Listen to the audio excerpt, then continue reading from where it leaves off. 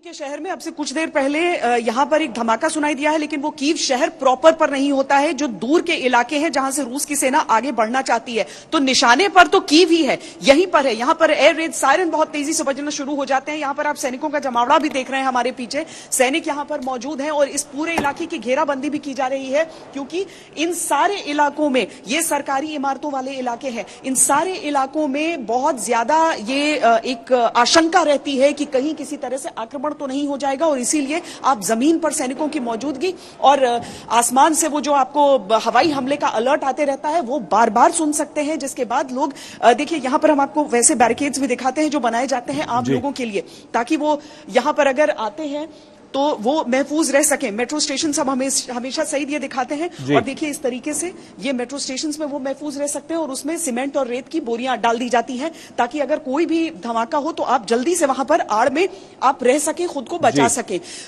लोग वैसे आपको इस इलाके में नजर आएंगे नहीं, इक्का दुक्का लोग ही, जो बहुत ज्यादा जरूरी होता वही निकल पाते हैं। तेजी से इस समय रूस की सेना बढ़ने का प्रयास कर रही है, और उतने ही तेजी से यूक्रेन की सेना उनका मुकाबला भी कर रही है। इस समय राजधानी के जो बाहरी इलाके हैं वहां पर 3 जगह जबरदस्त लड़ाई चल रही है, गोलीबारी भी वहां पर हो रही है और गोले भी गिर रहे हैं, और इसीलिए राजधानी कीव पर भी खतरा लगातार बढ़ रहा है।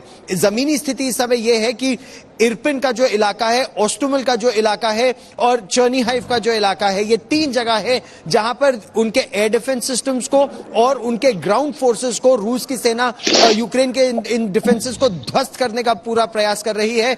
इन जगहों पर रोड ट्रैफिक पूरी तरह से रोक दिया गया है, क्योंकि अब वहां केवल मिलिट्री मूवमेंट को अनुमति दी जा रही है। तेजी से यहां की सप्लाईज अब ये फ्रंटलाइन देश के बॉर्डर पर नहीं है, अब जो फ्रंटलाइन है इस युद्ध की वो राजधानी के बॉर्डर तक आ गया है। इतनी भीषण लड़ाई इस समय होने की खबरें हमको मिल रही है, गोलीबारी और गोलाबारी दोनों की। जो भीतरघात का खतरा है उससे बचाव के लिए यहां पर जबरदस्त तैयारी है। सईद, भीतरघात इस तरह से कि राजधानी कीव के अंदर ही रूस के कई दस्ते ऐसे पहुंच चुके हैं जिनको असैसिनेशन स्क्वाड्स कहा जा रहा है। जो सेना बॉर्डर्स पे लड़ रही है इस शहर के, उन पर पीछे से वार करेगी। तो अब जो यूक्रेन की सेना है वो कुछ सेना आगे की तरफ लड़ रही है और कुछ सेना पीछे से इस आत्मघात को रोकने के लिए या भीतर घात को रोकने के लिए यहां पर डिप्लॉय की गई है। और हम उसी एक इस तरह के डिफेंस पॉइंट पर है जहां भीतर घात को रोकने के लिए तैयारियां की जा रही हैं। खासी तौर पर बहुत तेजी से एक एयर अटैक का अंदेशा है, और उस एयर अटैक के अंदेशे से बचने के लिए इस तरह के सैंडबैग्स हर जगह लगाए जा रहे हैं कि लोग, क्योंकि जब बम गिरता है तो बहुत तेज धमाका तो होता ही है, आग तो निकलती है, साथ ही साथ जो उसके श्रैपनल निकलते हैं, जो छर्रे निकलते हैं, वो दूर तक बहुत नुकसान पहुंचाते हैं। लोहे के जो टुकड़े, फ्रैगमेंट्स होते हैं, और उससे बचाव के लिए सेना और सिविलियंस के लिए ये सैंडबैग्स अलग अलग बंकरों के दरवाजे पर लगाए जा रहे हैं, ताकि वो बंकरों में सुरक्षित रहे, तो श्रैपनल भी अंदर आके नुकसान न पहुंचा सके। सईद,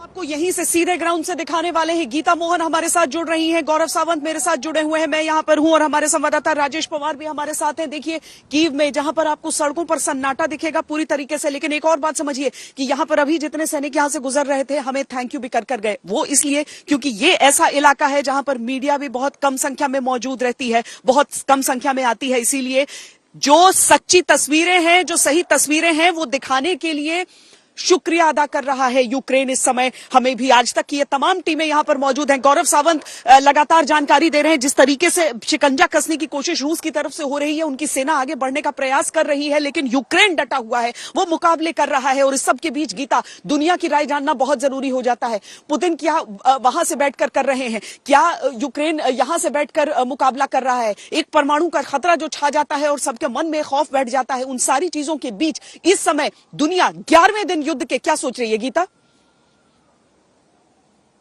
एयर रेड अलर्ट अभी अभी हमने यहाँ की सुना, यानी कि पुतिन अभी भी डिटर्मिन्ड है कि जब तक ज़ेलेंस्की नहीं झुकेंगे या फिर अपने न्यूट्रल स्टैंड पर नहीं आते हैं और नेटो की बात करते रहेंगे, तब तक वो ऐसे ही यूक्रेन में अटैक्स करते रहेंगे। हम यहाँ पर जहाँ खड़े हैं वहां पर यूरो मैदान, श्वेता, यूरो मैदान की पोस्टर्स है।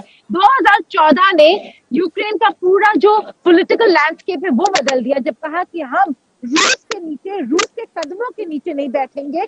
और इसलिए हम चाहते हैं कि हम जैसे भी चाहे कोशिश करें, अपनी लड़ाई खुद लड़ेंगे। खुद कैसे लड़ रहे हैं हम दिखाते हैं आपको। यहाँ पर अगर आप देखें, ये सैंड बैग्स बना रहे हैं, ये वॉलंटियर्स हैं। श्वेता, ये सब वॉलंटियर्स हैं, ये खुद आ रहे हैं और यहाँ पे सैंड बैग दिखा रहे हैं, सैंड बैग भर रहे हैं और बैरिकेड में लगा रहे हैं।